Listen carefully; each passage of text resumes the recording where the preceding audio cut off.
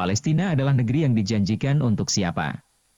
Palestina memang pernah dijanjikan untuk bangsa Israel setelah Eksodus dari Mesir bersama Nabi Musa tahun 1200-1100 sebelum Masehi. Tapi sayang mereka tidak bersyukur, mereka bukan saja dijanjikan tetapi diperintah agar masuk ke Palestina dan dijamin ada kemenangan, namun mereka menolak dengan alasan karena di dalam negeri Palestina banyak orang kuat-kuat. Selagi mereka masih di sana para pemimpin Israel tidak akan masuk bahkan dengan kalimat kurang sopan ia menyuruh agar Nabi Musa dan Tuhannya yang masuk untuk usir mereka yang kuat-kuat itu.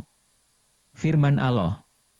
Mereka berkata, "Hai Musa, kami sekali-sekali tidak akan memasukinya selama-lamanya, selagi mereka ada di dalamnya, karena itu pergilah kamu bersama Tuhanmu, dan berperanglah kamu berdua, sesungguhnya kami hanya duduk menanti di sini saja." Al-Maidah ayat 24.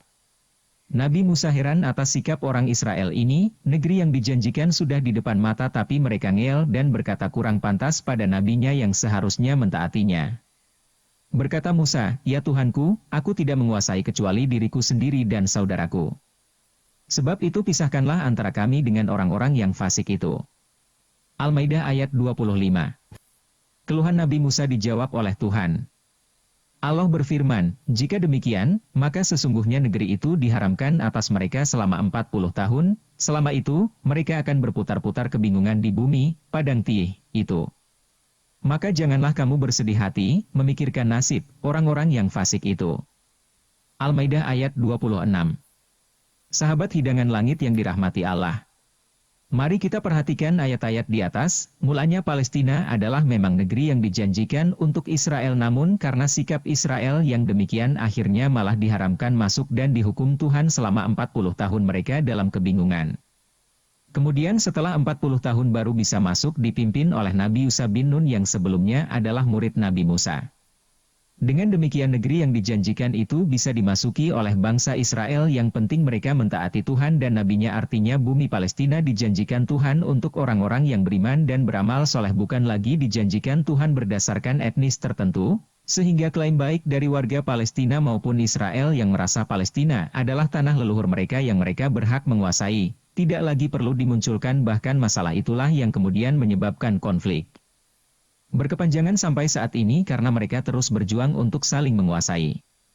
Ketika Inggris sebagai penguasa wilayah saat itu memberi tempat untuk bangsa Yahudi di sebagian wilayah Palestina adalah upaya rasional dan berkekuatan hukum internasional agar mereka yang memang merasa ada keterkaitan dengan kampung halaman bisa hidup berdampingan namun ternyata susah. Warga Palestina yang berasal dari Arab menolak keras kehadiran Israel dan Israel pun demikian tidak suka dengan warga Palestina. Oleh karena itu kasus Israel dan Palestina tidak murni agama dan juga tidak murni masalah perebutan wilayah, keduanya menjadi variabel yang dunia harus jernih melihatnya. Dukungan-dukungan saat ini yang terbaik tentu mendorong dari sisi-sisi kemanusiaannya. Kita doakan mereka agar diberikan keselamatan, dan tidak ada lagi manusia baik dari Palestina dan Israel menjadi korban keganasan manusia yang menjadi musuh kemanusiaan. Hanya kepada Allah kita berharap, ayat berikut menggambarkan bahwa yang bisa menghentikan hanya Allah.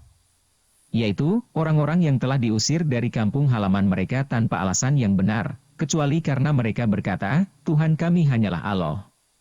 Dan sekiranya Allah tiada menolak keganasan sebagian manusia dengan sebagian yang lain, tentulah telah dirobohkan biara-biara Nasrani, gereja-gereja, rumah-rumah ibadat orang Yahudi dan masjid-masjid, yang di dalamnya banyak disebut nama Allah. Sesungguhnya Allah pasti menolong orang yang menolong agamanya. Sesungguhnya Allah benar-benar maha kuat lagi maha perkasa. Yaitu, orang-orang yang jika kami teguhkan kedudukan mereka di muka bumi niscaya mereka mendirikan sembahyang, menunaikan zakat, menyuruh berbuat ma'ruf dan mencegah dari perbuatan yang mungkar, dan kepada Allah lah kembali segala urusan. Wallahu alam.